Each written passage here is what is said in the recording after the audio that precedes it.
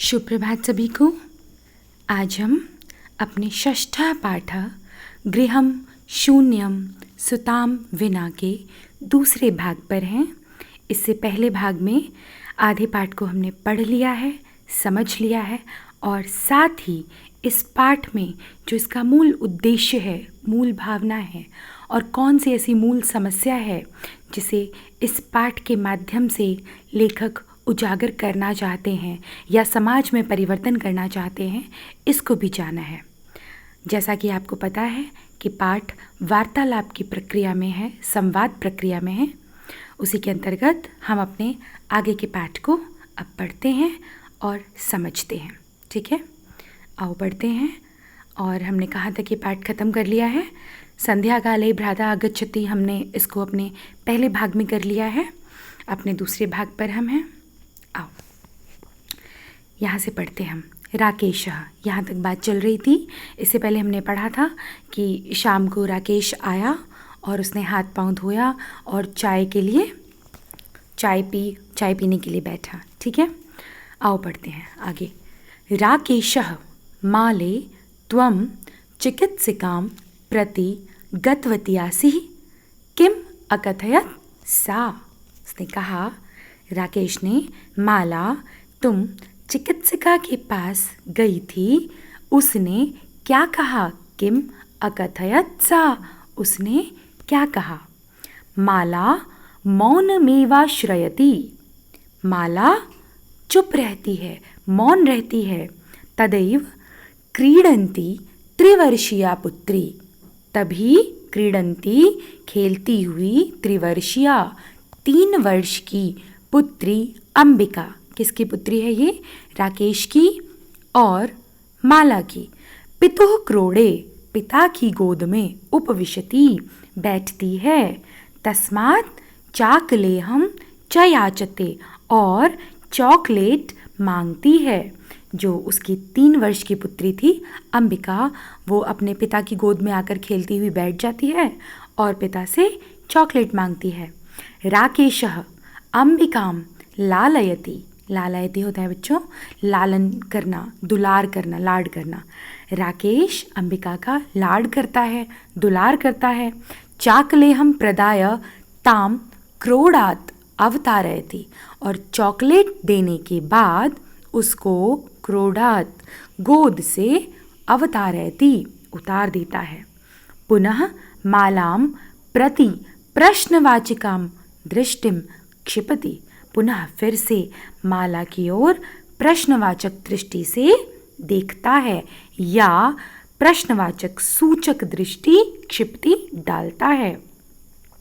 शालिनी एतत् सर्वं दृष्ट्वा उत्तरम ददाति, शालिनी यह सब देखकर उत्तर देती है। क्या उत्तर देती है? शालिनी है राकेश की बहन। शालिनी, भ्रातः त्वं किं ज्ञातुमिच्छसि, भाई या भैया तुम क्या जानना चाहते हो? तस्याः कुक्षि पुत्रः अस्ति पुत्री वा, उसके कोख में पुत्र है या पुत्री, यह जानना चाहते हो? किमर्थम, क्यों, इसका क्या अर्थ है? किमर्थम, क्यों, किस लिए जानना चाहते हो?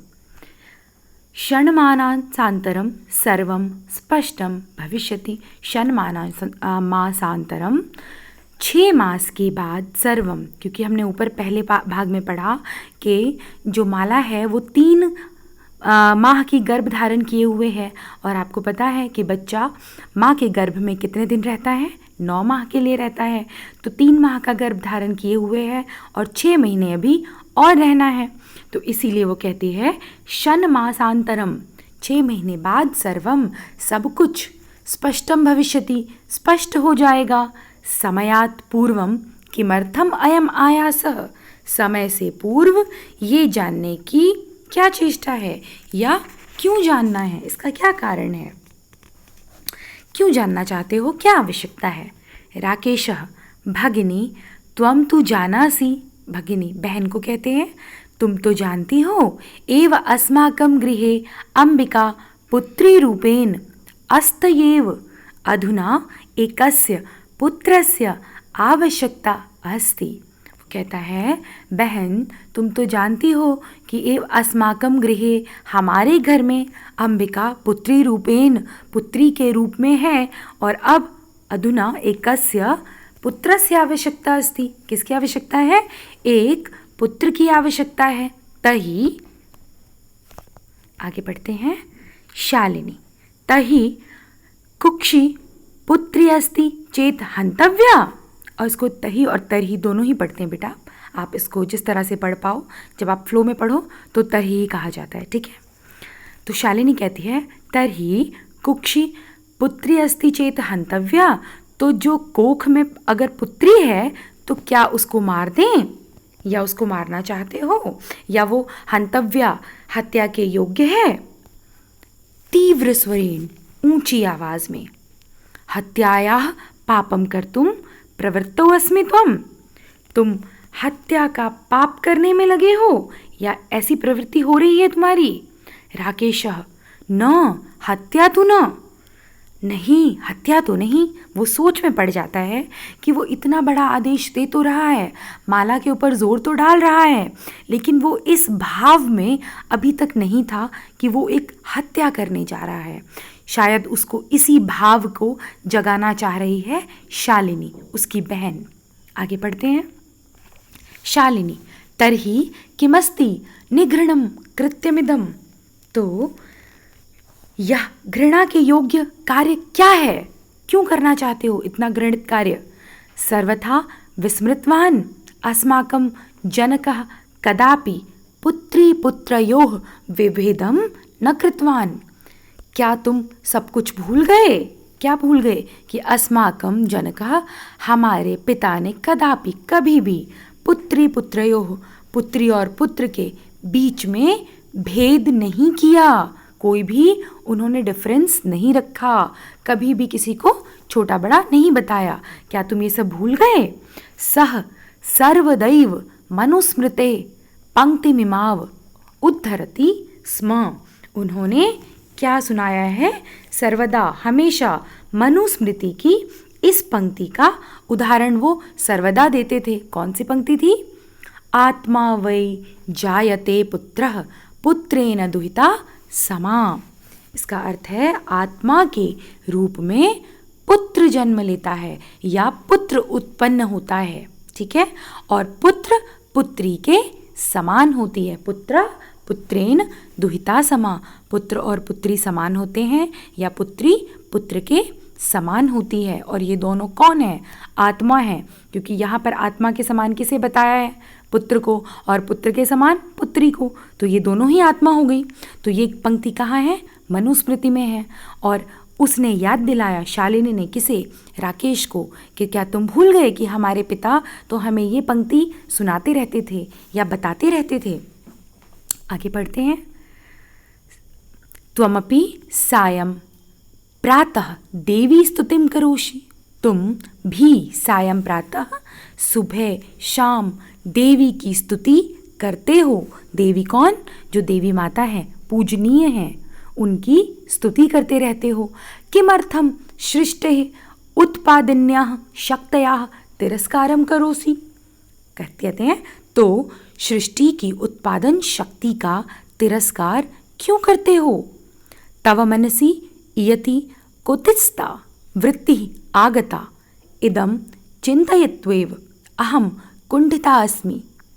फिर वो क्या कहती है कि तुम्हारे मन में इतना कुत्सित, कुत्सित का अर्थ है दुष्ट, दुष्ट विचार आ गया है, और मैं तो इसी को सोच सोच के क्या हो गई हूँ? जड़ हो गई हूँ, पत्थर हो गई हूँ, कि तुम्हारी ऐसी सोच कैसे हो सकती है? इतनी गिरी हुई सोच किस प्रकार हो सकती है कि तुम स्वयं ही अपने बच्चे को हंतव्या मारने में लगे हो या मारने की सोच रहे हो।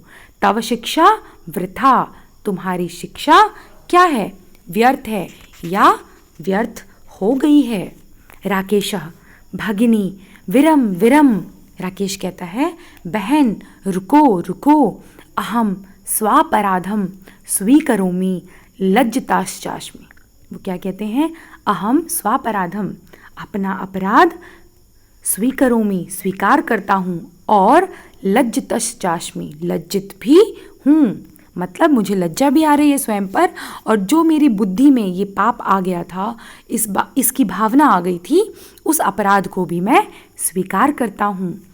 अद्य प्रभृति कदापि गर्हितमिदं कार्यं स्वप्ने अपि न चिंतयिष्यामि। आज से इस निंदनीय कार्य को मैं स्वप्न में भी नहीं सोचूंगा। स्वप्ने अपि न चिंतयिष्यामि, स्वप्न में भी नहीं सोचूंगा।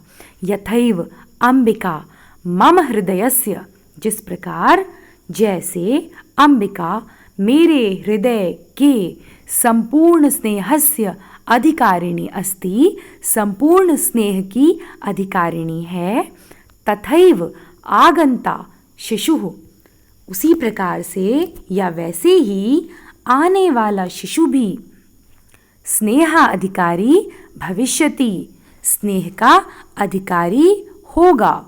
पुत्र भवतु पुत्री वा, या वो पुत्र हो या वो पुत्री हो। अब यहाँ पर राकेश को बड़ा फील हुआ जब उसकी बहन ने उसको जगाया, उसको अंदर से झकझोरा कि तुम ऐसा क्या करना चाह रहे हो।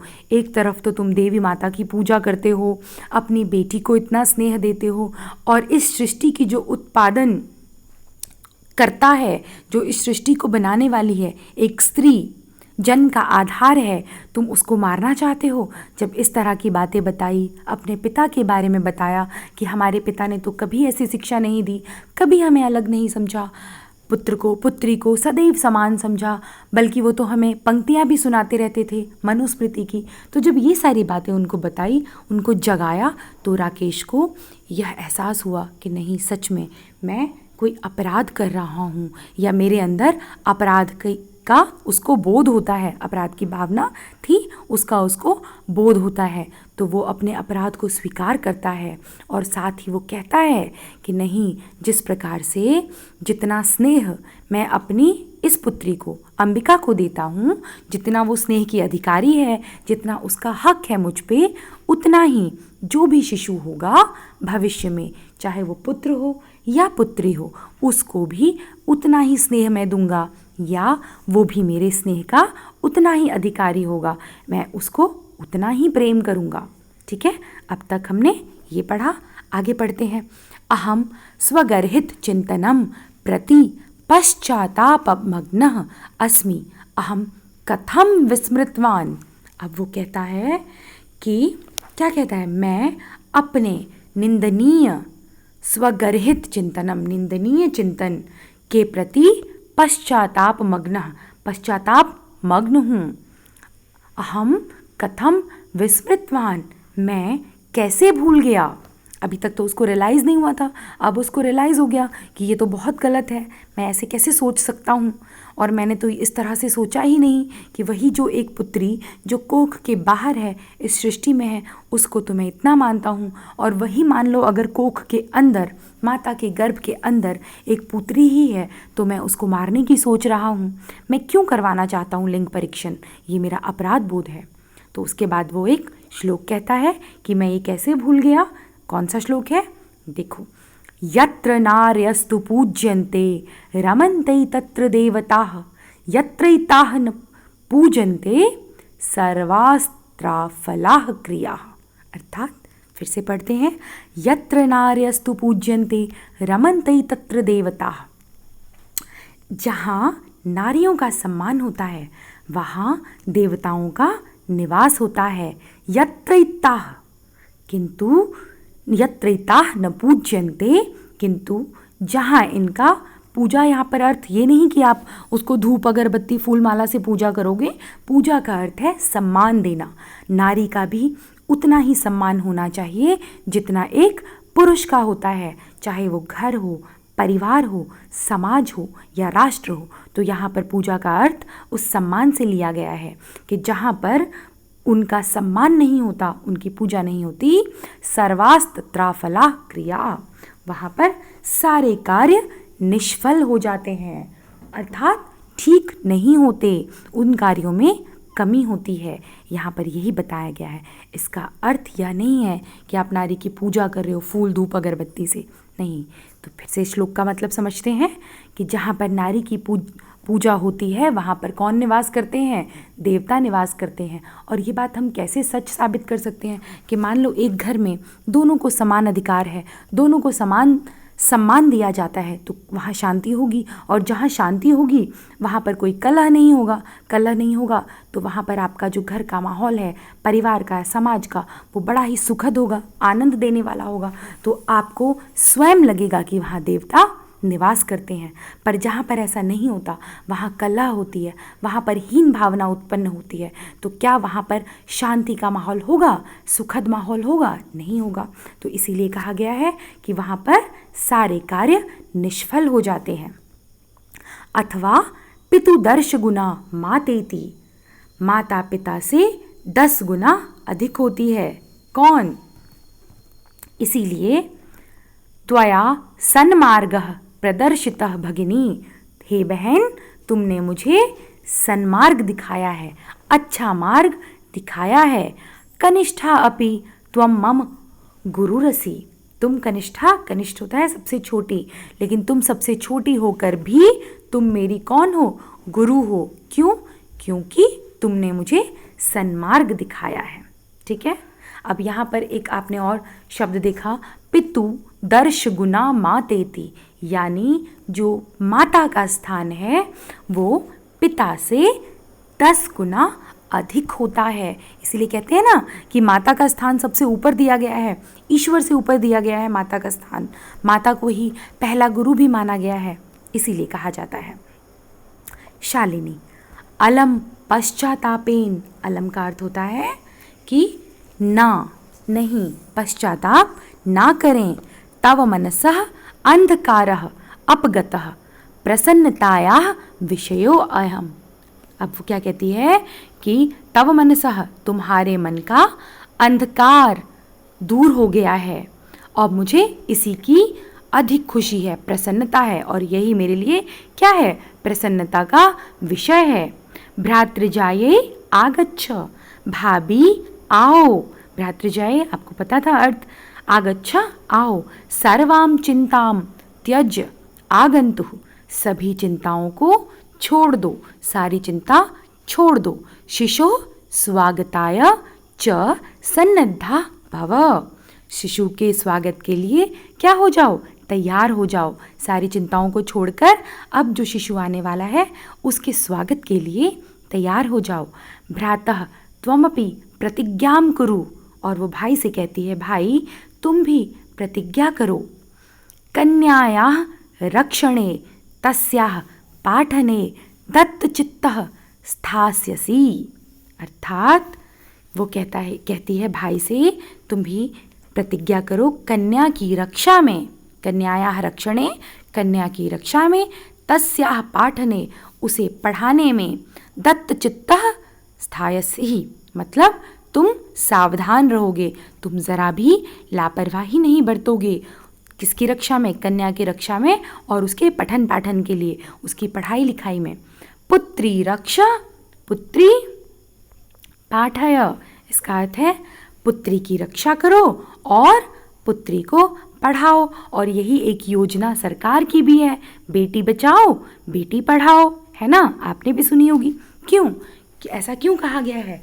बेटी बचाओ बेटी पढ़ाओ। अर्थ, अगर बेटी, सबसे पहले तो हमारे समाज का क्या है, जो ये ऐसी दुर्भावनाएं हैं कि बेटियों को मार दिया जाता है, तो नहीं, सबसे पहले सरकार ने जो ये आंदोलन चलाया है तो उसमें पहली लाइन यही कही है कि बेटियों को बचाओ। क्यों बचाओ? क्योंकि हमें समाज को बैलेंस करके चलना है। बेटी का भी उतना ही सहयोग होता है समाज के और राष्ट्र के निर्माण में जितना कि बेटे का होता है। तो पहला हमारा कर्तव्य है बेटियों को बचाओ, और दूसरा क्या कर्तव्य है? बेटियों को पढ़ाओ।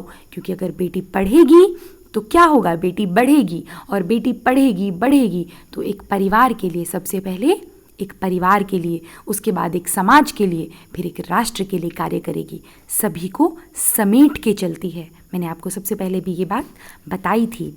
इति सर्वकारस्य घोषणेयम तदैव सार्थिका भविष्यति।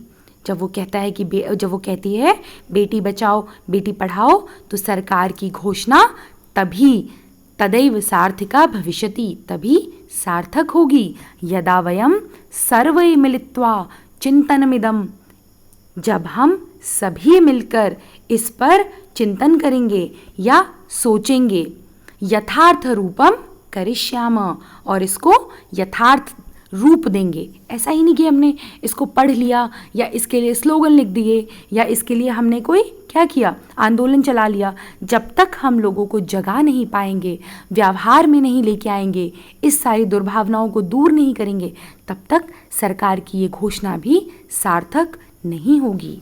आगे क्या कहते हैं वो भी सुनो।